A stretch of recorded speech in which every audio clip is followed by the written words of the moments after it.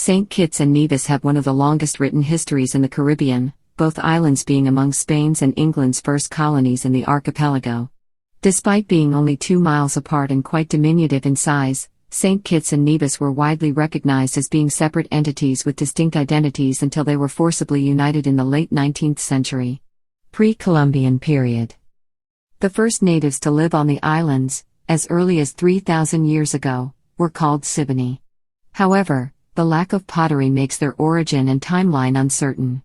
They were followed by the Arawak peoples, or Taino in 800 AD. The warlike island Caribs followed and had expanded north of St. Kitts by the time of the Spanish conquest. Peak native populations occurred between 500 and 600 AD. The first Europeans. The first Europeans to see and name the islands were the Spanish under Christopher Columbus, who sighted the islands on 11 and November 13, 1493 during his second voyage. He named St. Kitts San Jorge and Nevis San Martin. By 1540, Nieves was used by the Spanish, an abbreviation of Santa Maria de las Nieves, a reference to its cloud cover resembling snow. Sir Francis Drake mentions visiting St. Christopher's Island in 1585 during Christmas.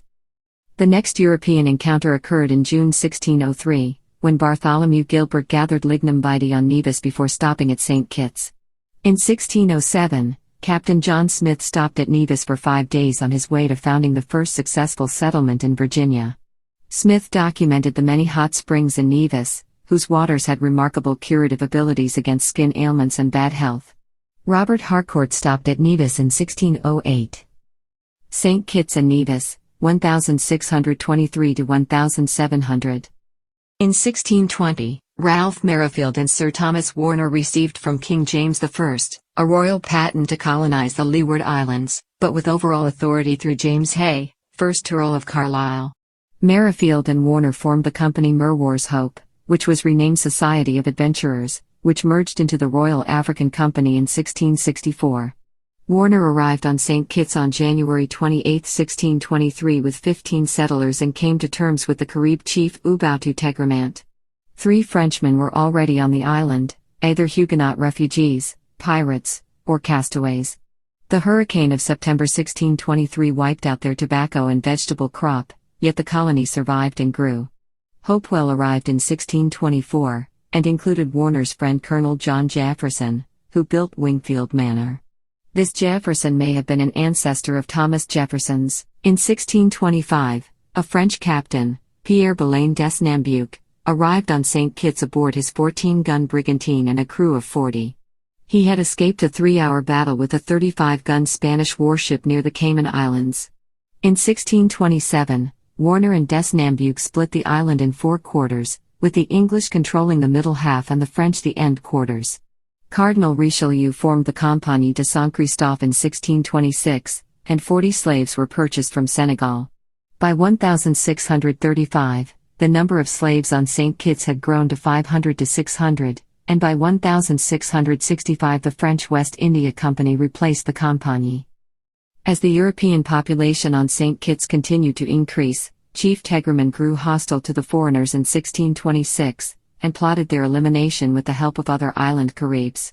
However, a native woman named Barb informed Warner and des Nambucq of the plot and they decided to take action. The Europeans acted by getting the Indians intoxicated at a party before returning to their village, where 120 were killed in their sleep. The following day, at a site now called Bloody Point, with a ravine known as Bloody River, over 2,000 Caribs were massacred. By 1640, the remaining Caribs not enslaved on St. Kitts, Nevis, and Antigua, were removed to Dominica. In 1628, Warner allowed Anthony Hilton to settle Nevis, along with 80 others from St. Kitts. Hilton had recently escaped murder by his indentured servant, and decided to sell his St. Kitts plantation. Hilton's 80 were joined by 100 other settlers, originally bound for Barbuda. The 1629 English colonization was led by George Dunn. Both powers then proceeded to colonize neighboring islands from their bases. The English settled Nevis, Antigua, Montserrat and later Anguilla and Tortola. The French colonized Martinique, the Guadeloupe archipelago, Saint Martin, Saint Barts, and Saint Croix. St. Kitts and Nevis suffered heavily from a Spanish raid in 1629, led by Fadrique de Toledo, 1st Marquis of Villanueva de Valdueza. All settlements were destroyed, 9 hostages taken back to Spain, and 600 men taken to work the mines in Spanish America. 4 ships were supposed to carry the rest back to England, but they returned to the islands soon after the Spanish departed. This was the only Spanish attempt to keep the English and French out of the Leeward Islands. During the Battle of the Fig Tree in 1635, the French forcefully removed English settlers who had encroached into the French portion of St. Kitts. The French used 250 armed slaves in the conflict. The island's earliest cash crop was tobacco, along with ginger and indigo dye. However, production from the Caribbean and North American colonies deflated the price, resulting in an 18-month moratorium on St. Kitts tobacco farming in 1639. This prompted the production of sugar from sugar cane on St. Kitts in 1643, and on Nevis in 1648. Windmills were built to crush the canes and extract the juice. The planters grew prosperous and even rich, where Nevis became the richest British colony in the Western Hemisphere by 1652. By 1776, St. Kitts was the richest British colony per capita. Though indentured servants were common amongst the islands, fewer than half survived their servitude, and field work required African slaves. There were twice the number of slaves to Europeans on St. Kitts by the end of the 17th century. In 1675, the population on Nevis was about 8,000, half black. By 1780, the Nevis population had grown to 10,000, 90% black. The slaves had very harsh living and working conditions, only lasting 8 to 12 years in the fields, and by the 18th century, 2/5 died within a year of arrival. About 22% died on the Middle Passage. With the death of Desnambuc in 1635, Philippe de Longueviers de Poincy became Lieutenant General of the Isles of America and Captain General of St. Christopher on February 20, 1639. The King of France had sold the French portion of the island to the Order of St. John. Dissatisfied with the independence of de Poincy, the King of France sent Noel de Patrocles de Thoisy to replace him. However, de Thoisy was repulsed, captured and sent back to France, along with his allies the Capuchin monks. De Poincy started construction of his Château de la Montagne in 1642, where he resided until his death in 1650. He was succeeded by Governor de Sales.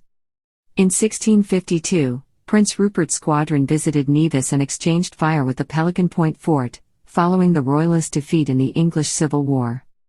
During the Second Anglo-Dutch War, the relationship between the French and English settlers soured, as their home countries warred.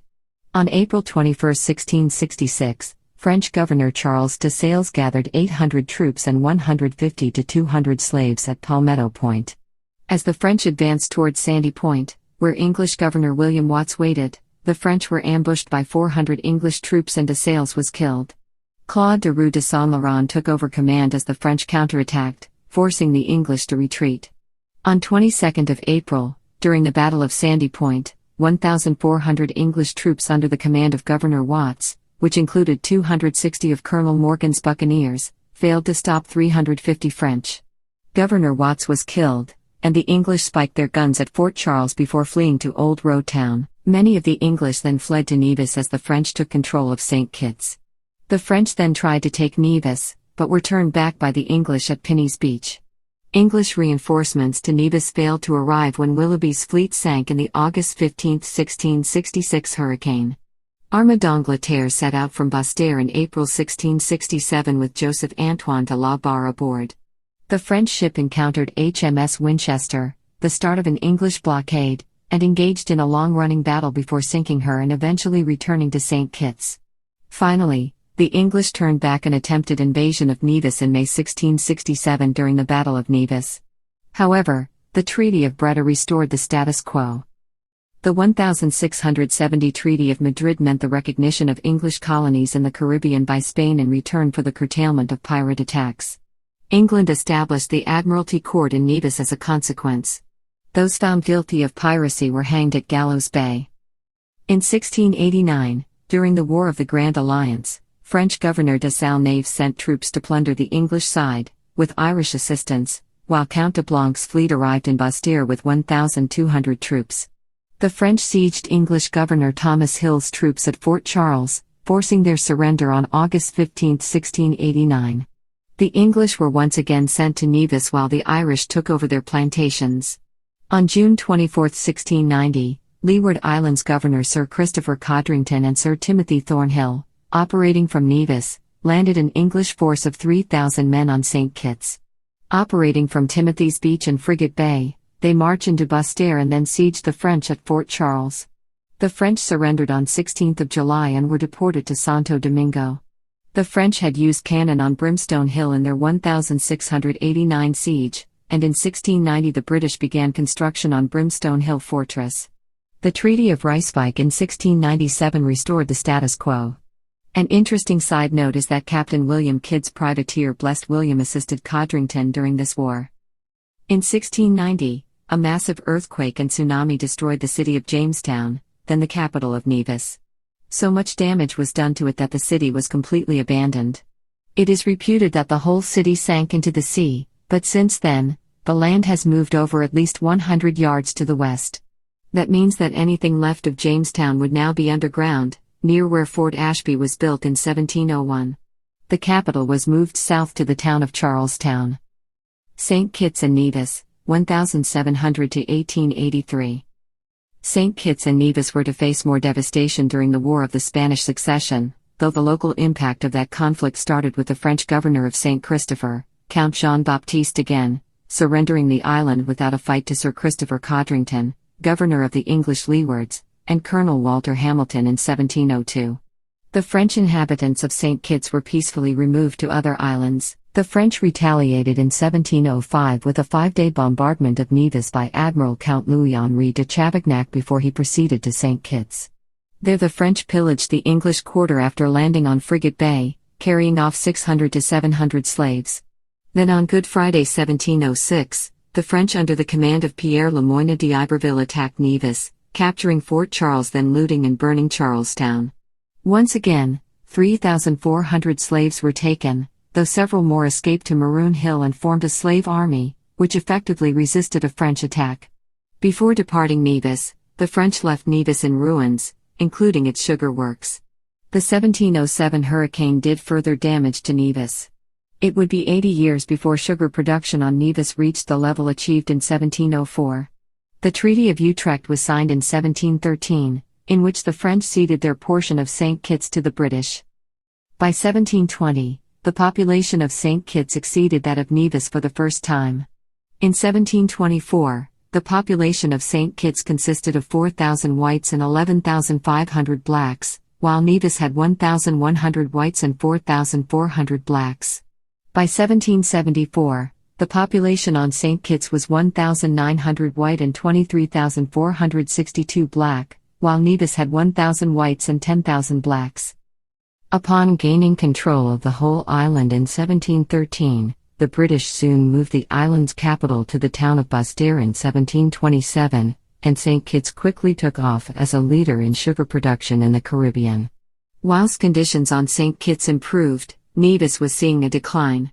The years of monocrop cultivation, as well as heavy amounts of soil erosion due to the high slope grade on the island, caused its sugar production to continuously decrease. Alexander Hamilton, the first United States Secretary of the Treasury, was born in Nevis. He spent his childhood there and on St. Croix, then belonging to Denmark, and now one of the United States Virgin Islands. James Ramsay was ordained a priest at St. John Capistaire Parish in 1762.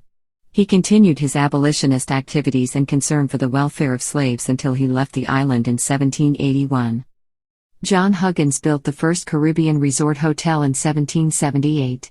The Bath Hotel was constructed over the site of one of the island's famous hot springs, Bath Spring. The island thus became the first place in the Americas to officially practice tourism. Nevis's popularity as a destination grew, and it continued to be in the favor of the British upper classes, including Samuel Taylor Coleridge, Lord Nelson, and Prince William Henry, until it closed in the 1870s. The hotel opened briefly from 1910 to the 1930s, after refurbishment by the Gillespie brothers.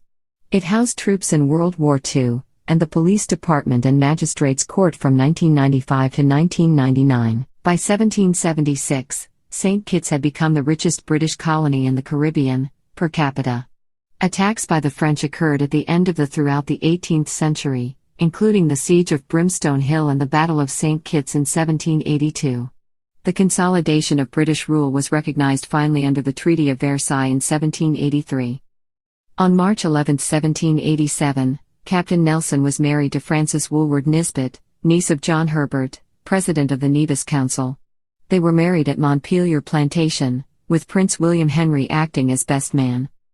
In 1799, USS Constellation engaged the French commerce raider L'Insurgent off Nevis during the Quasi-War.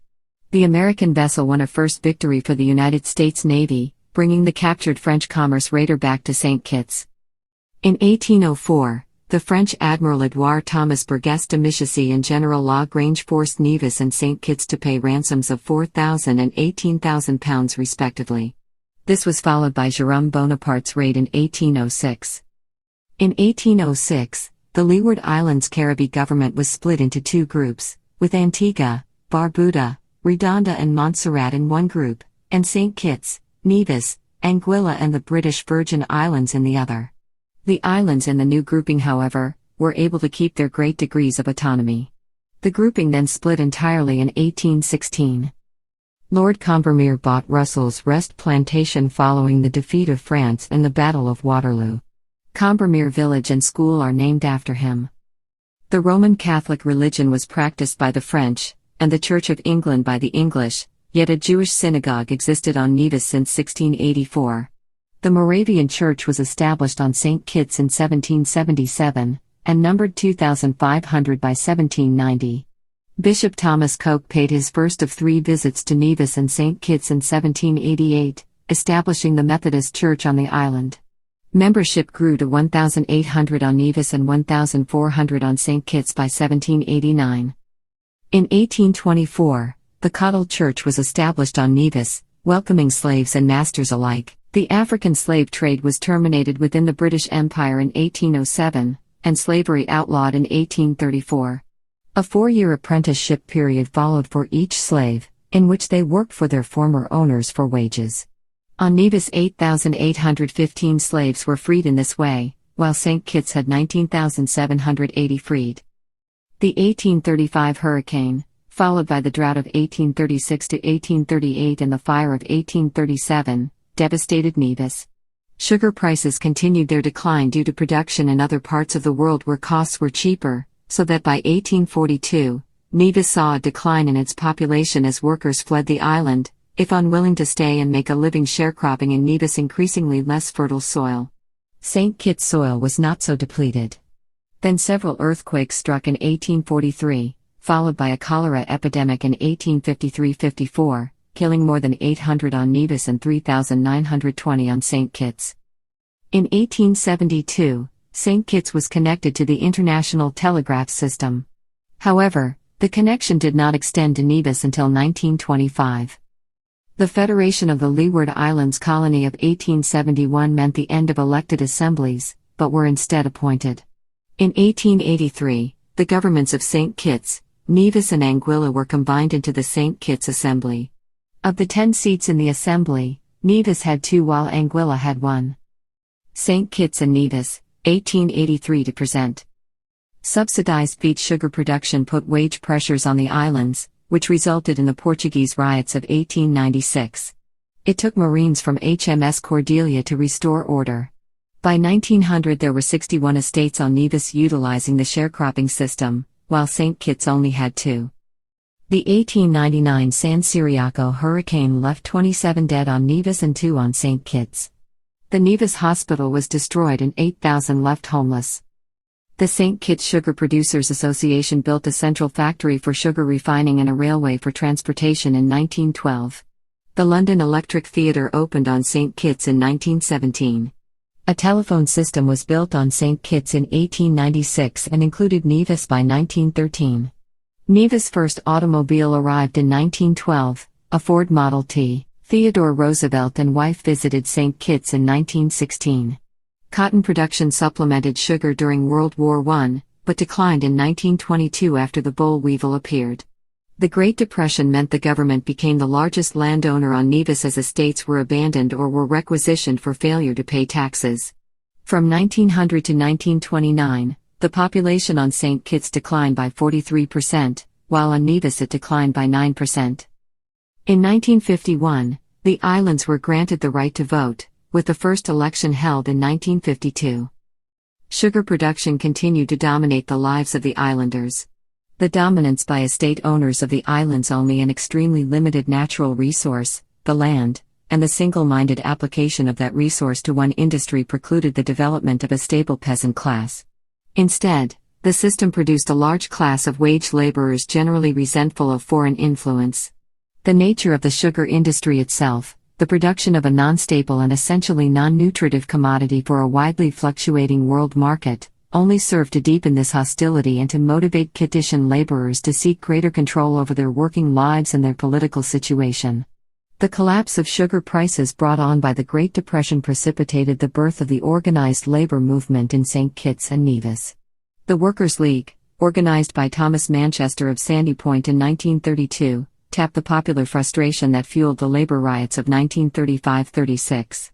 Rechristened the St. Kitts and Nevis Trades and Labor Union in 1940 and under the new leadership of Robert Llewellyn Bradshaw, the union established a political arm, the St. Kitts and Nevis Labour Party, which put Bradshaw in the Legislative Council in 1946. The Labour Party would go on to dominate political life in the Twin Island state for more than 30 years. Electricity first came to Nevis in 1954.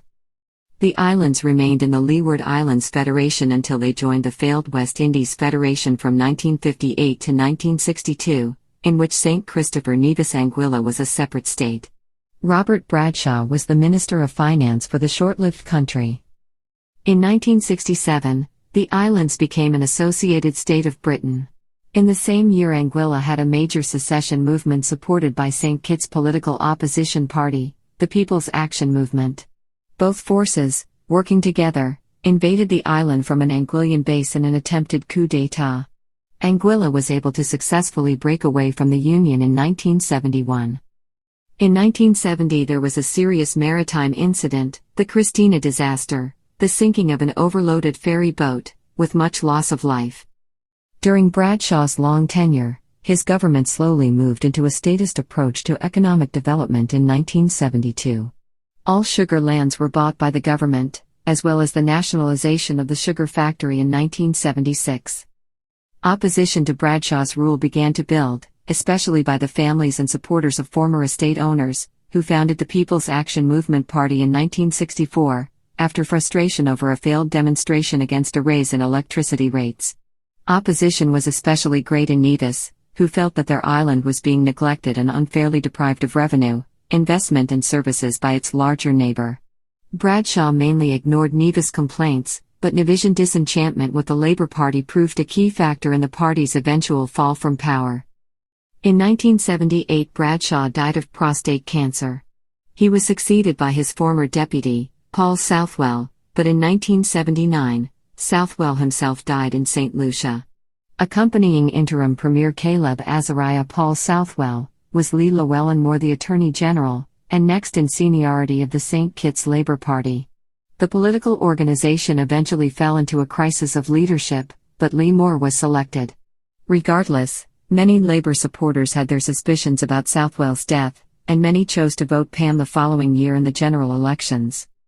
Taking advantage of the Labour Party's confusion, the Pam Party was very successful in the 1980 elections, winning 3 seats on St. Kitts, compared to the Labour Party's 4. The Nevis Reformation Party, under the leadership of Simeon Daniel, won 2 of the 3 seats on Nevis.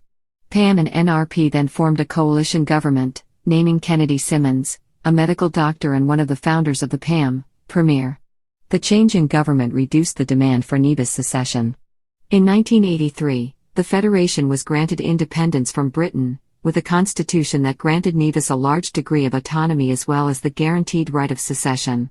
To take advantage of this landmark, early elections were called in 1984, in which the NRP captured all 3 seats on Nevis, and the Pam Party capturing 6 seats on St. Kitts, compared to the Labour Party's 2, despite overall the Labour Party winning the nationwide popular vote.